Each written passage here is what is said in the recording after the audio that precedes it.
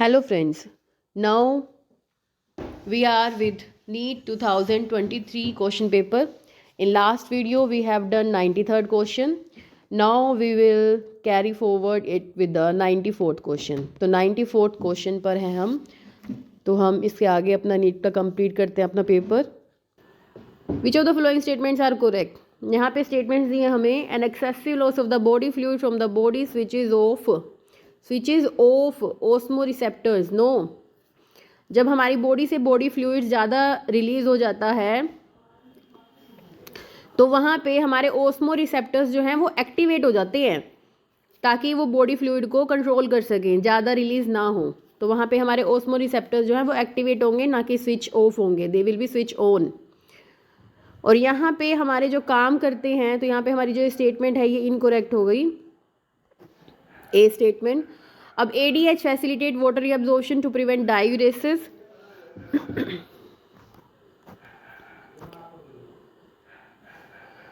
तो यहाँ पे क्या कह रहा है हमारा जो ADH है वो reabsorption to prevent diuresis reabsorption करता है, स्टार्ट कर देता है. क्योंकि जब भी ज़्यादा एक्सेसिव लॉस हो जाता है बॉडी में से लिक्विड का, फ्लूइड का, तो हमारे जो हार्मोन्स हैं, जो ADH हार्मोन है वो एक्टिवेट हो जाता है. और ये क्या करता है, that cause high blood pressure. और हाई ब्लड प्रेशर से क्या होगा, जो हमारा ग्लोमेरुलर फिल्ट्रेशन रेट है वो इंक्रीज़ कर जाएगा. पहले वो ऑस्मो रिसेप्टर्स को एक्टिवेट करेगा और फिर वहाँ से जो हमारा जो डायूरेसिस है उसको रोकेगा. ठीक है, उसके लिए रीअब्जॉर्प्शन स्टार्ट कर देगा. तो बी स्टेटमेंट जो है वो हमारा करेक्ट है. उसके बाद है ANF कोज वेसोडाइलेशन. यस, ANF कोज वेसोडाइलेशन. ANF मतलब एट्रियल नेट्रियूरेटिक फैक्टर, जो हमारा हार्ट जो है उसका आर्ट्रिया जो है वो सिक्रेट करता है और ये वेसोडाइलेशन कोज करता है. ADH causes increase in the blood pressure. मैंने अभी बताया जब ADH हार्मोन रिलीज होगा तो हमारा ब्लड प्रेशर इंक्रीज कर जाता है ताकि ग्लोमेरुलर फिल्ट्रेशन रेट फिर इंक्रीज कर जाए लास्ट में. So ADH is responsible for decrease in GRF. No, अभी हमने बोला कि ये इंक्रीज करेगा GFR को, तो ये स्टेटमेंट हमारा इनकरेक्ट हो गया. तो यहाँ पे B, C and D means answer is C, जिसमें हमारा B, C और D जो है वो ऑप्शन करेक्ट है.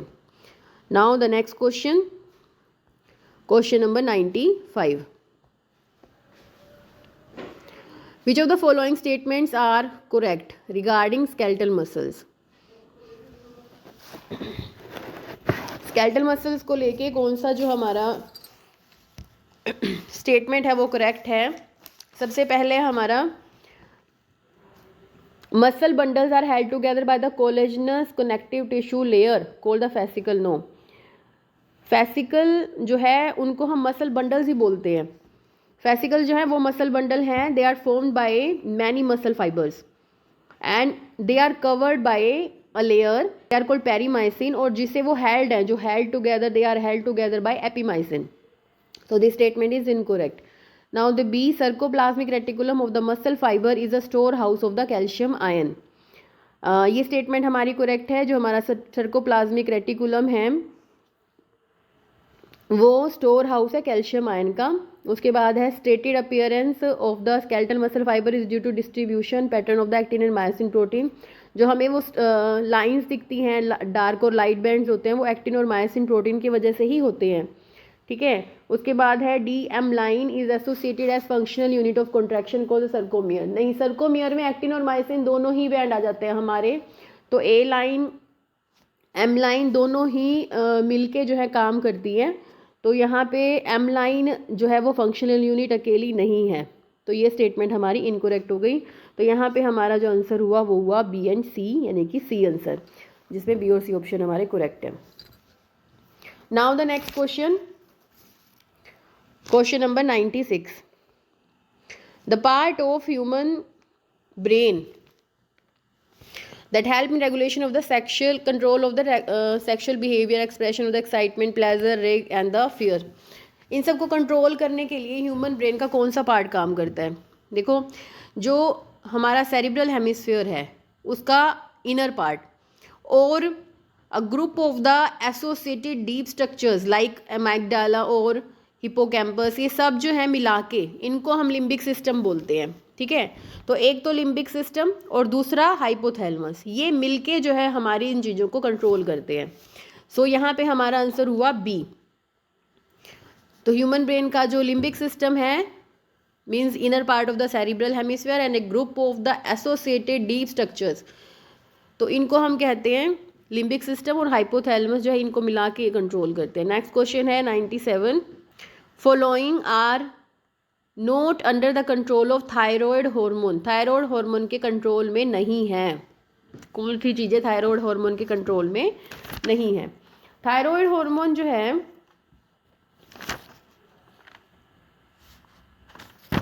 थायराइड हार्मोन क्या करता है, मेन जो है हमारा बॉडी के जो मेटाबॉलिक सिस्टम है, बेसल मेटाबॉलिक फंक्शन है, उसको कंट्रोल करता है। तो यहाँ पे फर्स्ट पॉइंट ये आ गया हमारा बेसल मेटाबॉलिक रेट, इसको रेगुलेट करेगा। जो थायराइड ग्लैंड है जो वो हमारे आरबीसीज को बनाने में हेल्प करता है। It also control our calcium, control carbohydrate, protein and fat metabolism also, and it maintains water electrolyte balance.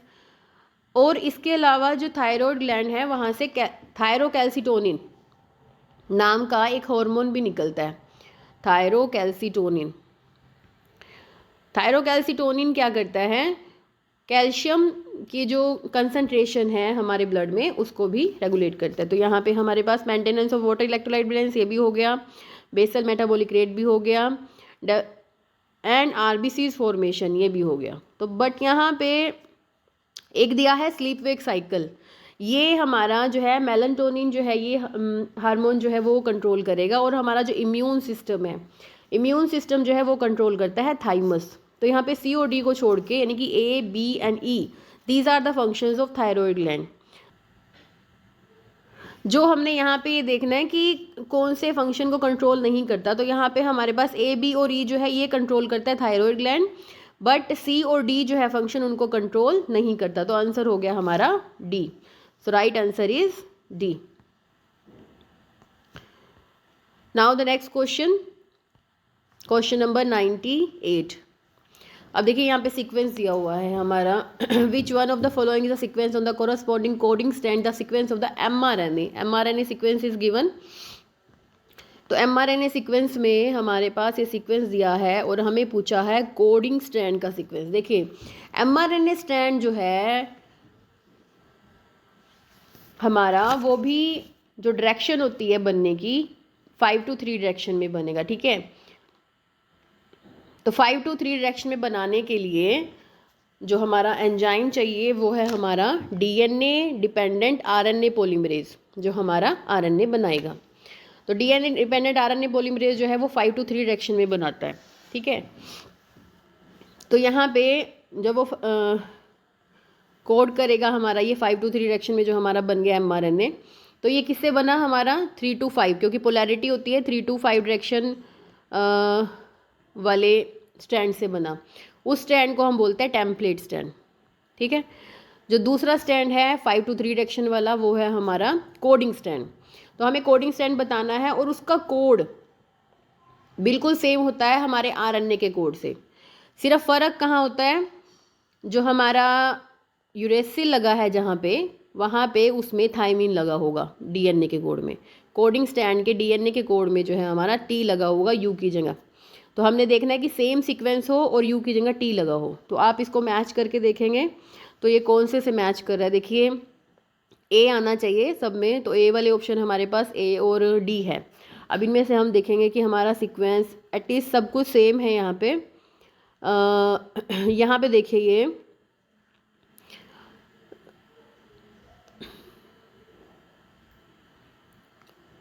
A T C G A T C G A T C J A U T.